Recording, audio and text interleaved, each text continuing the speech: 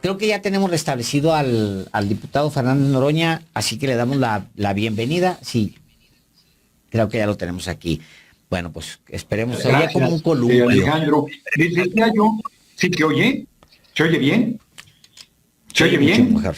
Perfecto. Yo les decía yo, lo que dije esta semana en la permanente, la Corte y el Poder Judicial están en una actitud golpista, están impulsando una campaña de desprestigio en contra de nuestro gobierno, de sabotaje, decidida desde la Embajada de Estados Unidos. Hombre, este es un guión que han hecho en Colombia. En Colombia la Corte, el equivalente a la Suprema Corte, está apoyando al fiscal contra el presidente Petro. Lo hicieron con Dilma Rousseff y con Lula da Silva acusándolo de corrupción y luego resultó que era falso. Lo hicieron en Bolivia, no les resultó y de plano se fueron a un golpe de Estado en forma. Lo hicieron en Ecuador con Correa, que no puede regresar, inclusive lo meterían a la cárcel con falsas acusaciones. O sea, usan en los gobiernos, en los lugares donde hay gobiernos populares y democráticos, al Poder Judicial y a los medios de comunicación para estas campañas en contra de desprestigio, de linchamiento. Bueno, lo que le hicieron a la ministra Yasmín Esquivel, acusándola de haber plagiado una tesis que es una información absolutamente falsa, para obstruirle el camino a la presidencia de la Corte y para apoderarse de la Corte en un giro absoluto de cuando estaba Saldívar al manejo absolutamente faccioso que ahora se está teniendo. Fíjense, tiran la reforma electoral en su primera parte por forma diciendo que no hubo un debate democrático, cuando la reforma energética de Peña en 12 minutos en la Cámara de Diputados aprobaron la entrega del petróleo y del mercado de electricidad en una sede alterna. O sea, no tienen vergüenza, son una hipocresía absoluta. Y esto de la Corte y del Poder Judicial se suma a la ofensiva que desde el Senado de Estados Unidos se está realizando en contra de nuestro país, hace poco por 2 senadores de origen hispano y ahora por el senador John Kennedy, que con una insolencia y una majadería y una ignorancia monstruosa dice que estaríamos comiendo comida para gatos los mexicanos en carpas y que Biden debe hablarle a el presidente López Obrador diciéndole que va a mandar a su ejército. Deberían resolver en su territorio la distribución de droga que hacen los cárteles mexicanos en todo el territorio estadounidense, según información de la DEA, y deberían resolver el que son el principal consumidor de droga del mundo. Ese es el problema. Le invirtieron 10,000 millones de dólares a Colombia para la guerra contra el narco y hoy se produce más cocaína y de mejor calidad y han muerto 800,000 colombianos por el tema. Entonces cierro con largo comentario inicial. Están en una provocación permanente, están planteando el cierre de sus fronteras, nos están espantando con el término del título 42, que no es otra cosa que volver a la normalidad después de la pandemia, y están en este manejo electoral, como lo hizo en su momento Donald Trump, de utilizar a los mexicanos para alentar el racismo y el clasismo de un sector de la población estadounidense con miras a sus procesos electorales, y por otro lado en una actitud golpista desde la Embajada de Estados Unidos, utilizando al Poder Judicial y a la Corte como punta de lanza. Es un momento muy delicado el que estamos.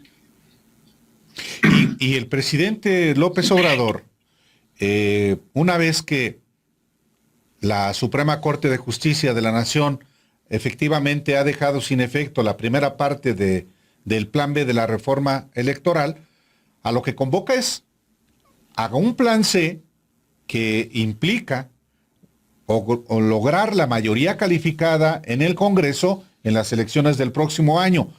¿Cómo conseguirlo, diputado Fernández Noroña? Porque un solo partido no puede tener más de 300 diputados. Entonces, aquí el presidente está haciendo este planteamiento. ¿Cómo, qué relevancia tiene también el Partido Verde y el Partido del Trabajo para conseguir efectivamente esa mayoría calificada? Y usted es vicecoordinador del grupo parlamentario del PT, por eso es pertinente también preguntarle al respecto. Muy importante, porque ha habido mucho sectarismo. Si hubiéramos ido juntos en los 300 distritos en 2021, habríamos ganado 50 diputados más. Hay quien inclusive sostiene que tendríamos mayoría calificada. La unidad de Morena PT Verde es fundamental para 2024 es fundamental siempre. En el Estado de México vamos unidos y vamos a ganar. Con Delfina Gómez no hay que confiarnos, hay que meterle fuerte abajo.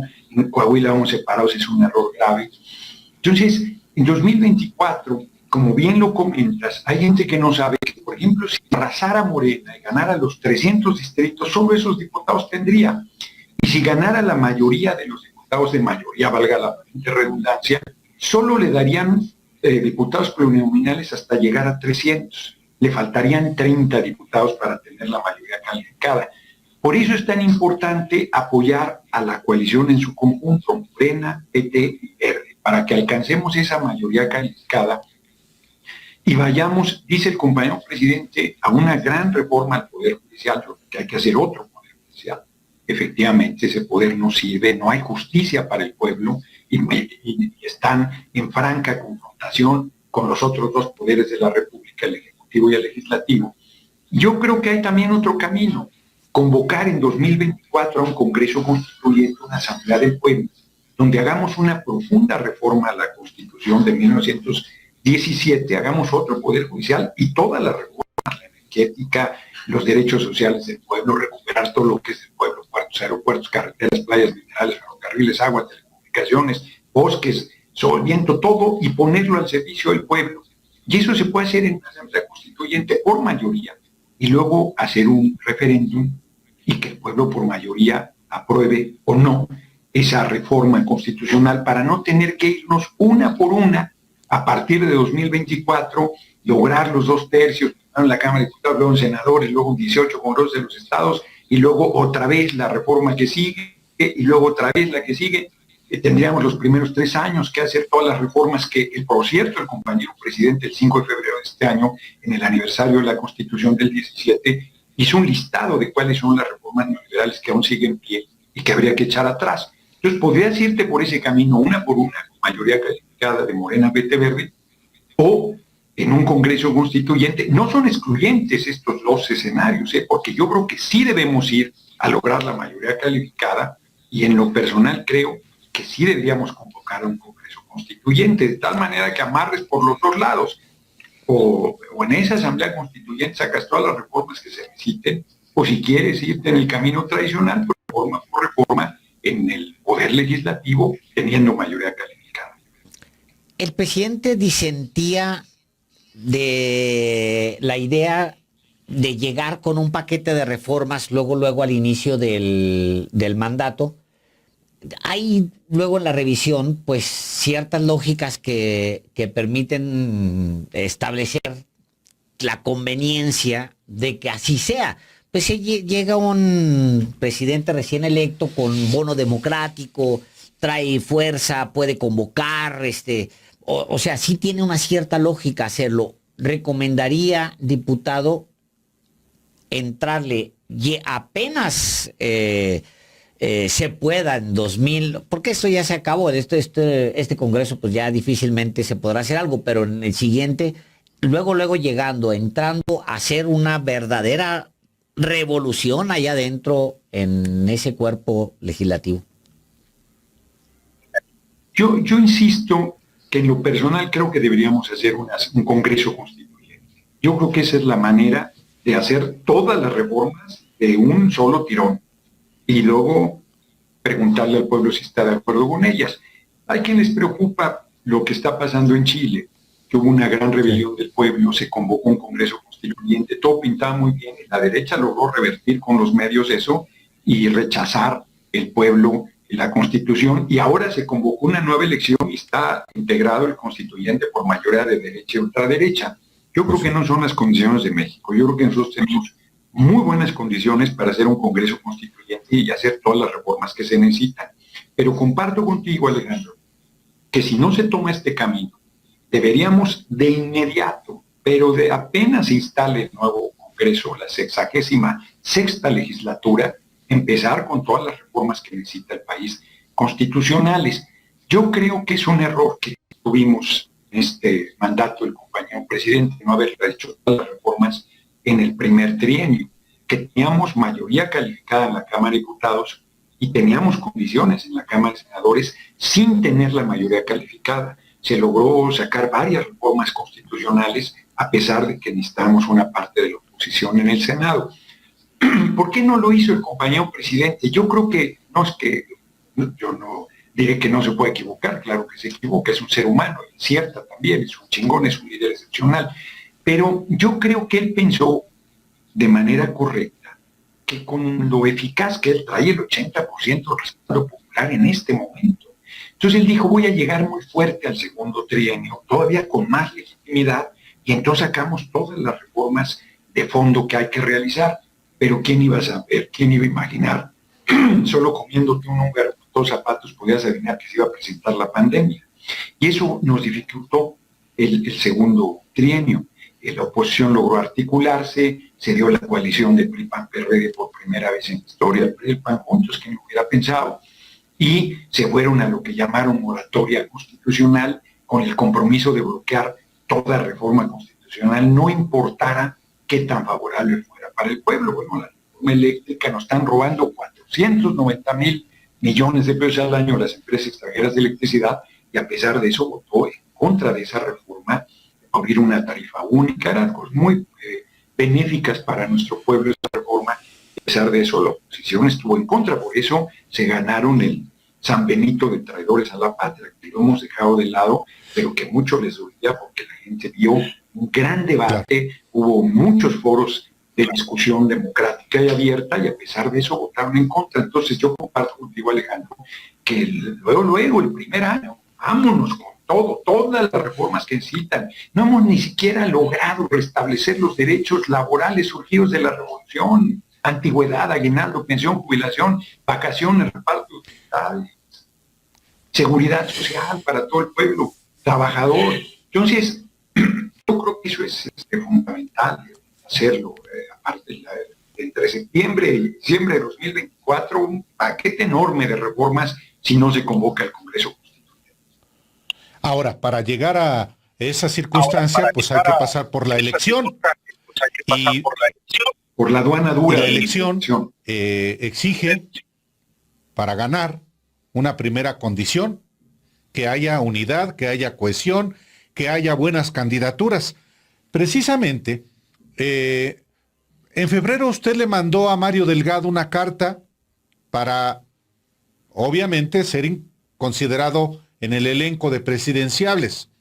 Mario Delgado ha estado reuniéndose con aspirantes a la candidatura presidencial, lo hizo con Ricardo Monreal, lo hizo con Claudia Sheinbaum, con Ebrard apenas acaba de decir que no quiere reunirse con él. Pero en el caso de usted, Mario Delgado ya lo invitó a reunirse o ya se reunieron, ¿y con qué propósito? Sí, fíjate que sí. Hablamos el domingo pasado por teléfono, me llamó él y me pasó a Guadiana. Me dijo, te va a pasar un amigo, y ya me invitó. Le dije a Guadiana, mira, yo estoy de acuerdo en que quien ganó la encuesta es nuestro candidato. Yo he dicho que te apoyo, pero no quiero ir porque está ahí, se rompió la coalición y no hay condiciones. Te pido tu comprensión, lo lamento de verdad. Y me dijo, aprovechó Mario Delgado para decirme, oye, hay que reunirnos esta semana, quedamos de vernos, no le hemos puesto fecha todavía, yo creo que va a ser hasta la semana que entra, porque más él me decía que fuera este sábado con él al recorrido en el Estado de México con Delfina. Yo quería ir mañana y ya me convoca en el Senado una comisión muy importante que hay, cameral, de cosas de seguridad, no lo tenía previsto, entonces voy a estar en esa reunión. Pero además, te recuerdo, Álvaro, que cuando yo le mandé esa carta, que bueno que tú comentas, recuerdas, Mario Delgado salió a decir, no, pues claro que no está incluido, claro que va a participar, por supuesto que tiene la puerta abierta. En algún momento inclusive declaró que aunque el PT no me apoyara, que yo soy su propuesta para la encuesta de la coalición Morena PT Verde, puede participar libremente. Yo voy a participar, y yo creo que me han subestimado. Yo francamente veo muy buenas condiciones abajo. Ninguno de los aspirantes va a decir que va a perder, no, francamente, que voy a dar la gran sorpresa. Las encuestas que ya me incluyen me ponen en este momento en tercer lugar, arriba de Adán Augusto y de Monreal, y bastante bien perfilado. Hicimos un sondeo callejero el 30 de abril y lo gané con el 40% de los votos. Participaron como 46 personas en 260 centros de votación, 34 Claudia, 18 Marcelo, 8 Adán Augusto, denme por buenos números, estoy recordando de memoria, y 2% Monreal. Es un sondeo, no estoy diciendo que esa sea la tendencia que hay en este momento ni nada parecido. Un sondeo como muchos que se hacen en las redes. Entonces, yo veo bastante bien las cosas, considero un error del compañero presidente no haber invitado a la reunión del Palacio Nacional. Entiendo por qué no lo hizo, yo no era parte del conflicto en el Senado en ese momento de la crisis que se dio, pero no se entiende el mensaje, si no se entiende por qué se convocó esa reunión. Estoy informado de que se busca tener una candidatura temprana, máximo en septiembre ya haber resuelto la candidatura presidencial de nuestro movimiento, y yo estoy en términos generales de acuerdo. Tiene un riesgo una candidatura temprana, que estén golpeando a quien sea la persona que tenga la candidatura por varios meses que no puede hacer nada, pero entiendo la necesidad de ir procesando, construyendo, fortaleciendo la unidad y procesando el número muy grande de candidaturas que hay en juego, porque no solo la de la presidencia, sino las senadurías, diputaciones federales, locales, gubernaturas, diputaciones locales, alcaldías. Es una locura de espacios por resolver y que tienen que hacerse de manera muy transparente. Pues, la encuesta se ha decidido como método, yo no estoy cierto que es un método democrático, una elección primaria sea un método democrático. He aceptado que participar en una encuesta, he aceptado que ese sea el mecanismo. Yo espero que pronto construyamos condiciones para que sea a través de elecciones primarias, y yo comparto con Marcelo que debe haber una sola pregunta: ¿quién debe ser la persona que sea candidata a la presidencia de Morena PT Verde? Y que no, yo planteo que no deben ser los compañeros de Morena sin una descalificación, pero no deben ser ellos los que hagan la encuesta, porque justo en Coahuila es un error el rompimiento, pero también es una manifestación de que hizo crisis el método y de que ha sido cuestionado desde hace mucho tiempo y que ahí hizo la crisis mayor. Entonces tenemos que construir muy bien el camino. Entiendo que nos van a convocar juntos en junio, la primera semana después de la elección del Estado de México y Coahuila, nos van a convocar a los 5 aspirantes, las direcciones de los 3 partidos, para hacer una discusión final. Me imagino que antes de la emisión de la convocatoria, yo esperaría eso, que no nos convoquen cuando ya esté la convocatoria emitida, y yo creo que sí vamos a lograr un proceso de unidad, ¿no? Se ha estado, perdón por lo largo de la respuesta, pero se ha estado especulando ayer sobre todo en una candidatura de unidad, que es un eufemismo para decir que va a haber la imposición de una persona. No conocen al movimiento, no conocen al compañero presidente, decían que era Claudia la candidata de unidad y que Ricardo se iba a ir a la capital del país. Es una falsedad. El compañero presidente no va a renunciar a que el método acordado de la encuesta se realice. Él sí se ha comprometido a ser un garante de que sea respetada la decisión de la mayoría, que la encuesta esté bien hecha, y un garante de la unidad, y me parece muy importante que así sea. Yo confío en el compañero presidente, es nuestro líder, es un hombre excepcional, es un hombre serio, es un chingón. Y entonces su garantía para mí es suficiente de confianza de que las cosas se harán bien, pero hay que participar todos en la construcción de ese acuerdo unitario. Es evidente que Marcelo Ebrard está molesto, y una última pregunta de mi parte, y es evidente que sí hay fricciones fuertes, digamos, entre los distintos equipos. Hoy Mario Delgado dice él, no es que haya falta de reglas, que era lo que había dicho apenas recientemente Marcelo Ebrard, faltan reglas, tal, él se quejaba.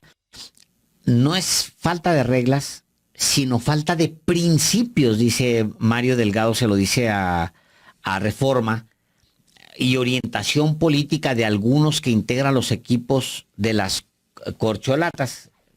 ¿Usted qué opina, diputado? No, bueno, yo creo que sí hay falta de reglas. Pues no puede haber reglas porque no hay convocatoria. Es que vivimos unos tiempos singulares. No hay campaña, aunque pareciera. Se discute quién puede ser la persona, el nombre de quién puede ser el compañero presidente, y es el escenario que tenemos. A mí me llama la atención que Marcelo Ebrard, que yo sí lo veo nervioso, lo veo tenso, pues es natural, hombre. Quien gane la candidatura del movimiento va a ser presidente de la República, sin ninguna arrogancia lo digo. Entonces, natural, no, hombre, ahorita estamos en juego de niños, van a ver qué duro se va a poner de aquí a que se decida, sobre todo después de junio, después de la elección del Estado de México y Coahuila, se va a poner muy, muy difícil. Es natural, dice Marcelo, piso parejo. Hombre, ya quisiera yo para un domingo en la mañana la Cancillería, ya quisiera yo el martes en la tarde ser secretario de Gobernación, o que me prestaran un sábado que va a Claudia de gira el gobierno de la capital del país. Pues piso parejo no hay ni puede haber, o sea, es natural, no es mala fe. Pues dice Marcelo, hay que renunciar. No, ya para cuando renuncie ya, ¿qué importa? O sea, no elimina la disparidad. Además, ellos sí renuncian a un aparatazo. Yo renunciaría a una cosa muy modesta, pedir licencia en la Cámara de Diputados. O sea, yo no estoy pidiendo nada de eso. Yo simplemente que se respete el resultado, decía, pero si el compañero presidente ya se comprometió a ser garante, yo estoy tranquilo. Sí, me parece, bueno, Marcelo dice, hay que se pida licencia, pues que ponga el ejemplo, que se renuncie, pues que ponga el ejemplo, que no ande funcionarios de la Cancillería renuncian, desde que él renuncia, hombre. Yo francamente creo que las cosas es con el ejemplo. Yo creo que mis compañeros se están equivocando. Ellos andan, yo me burlo, les digo, andan en la cúpula, yo sé que la cúpula es hacer el amor. Cuando es abajo, hombre, arriba ya se decidió. Quien tengo ojos para ver, arriba ya se decidió. Pero va a ser el pueblo el que determine. Es la única posibilidad que tienes de lograr la candidatura es abajo. Yo les digo, de mí se burlan, que pinche Noroña, hasta pendejo, que de carpita en carpita piensa que va a ganar.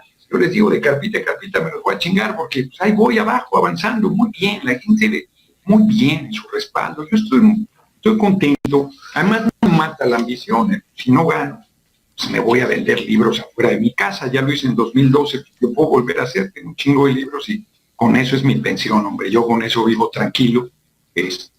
No los voy a alcanzar a leer, ya tengo 63 años, entonces tengo como 5,000 libros ahí, ojalá me alcanzara la vida para leerlos, los vendo y estoy tranquilo. Si gano, bien, no ando buscando premio de consolación, porque ahí me andan queriendo acomodar, no, pues vete para allá, vete para acá, no me acomoden, cabrón, yo quiero ser el relevo del compadre presidente. Si el pueblo dice que sí, ahí voy, y si el pueblo dice que vaya adelantito del rancho del compañero presidente, ahí voy también.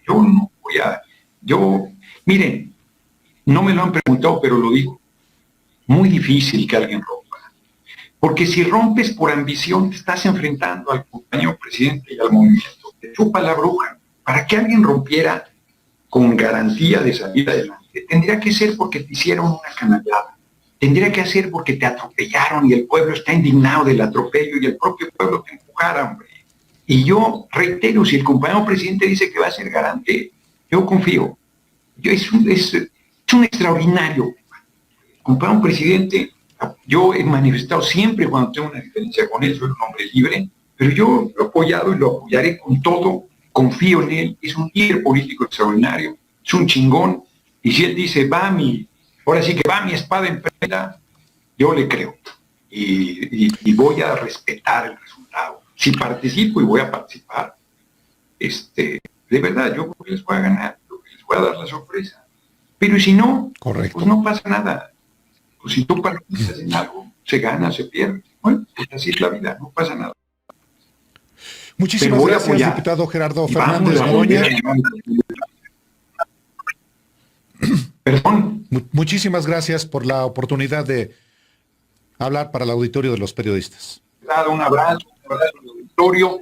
Y yo lo dije y aquí lo quiero decir al aire. Quienes esperaban morbosamente un pleito, no hay pleito.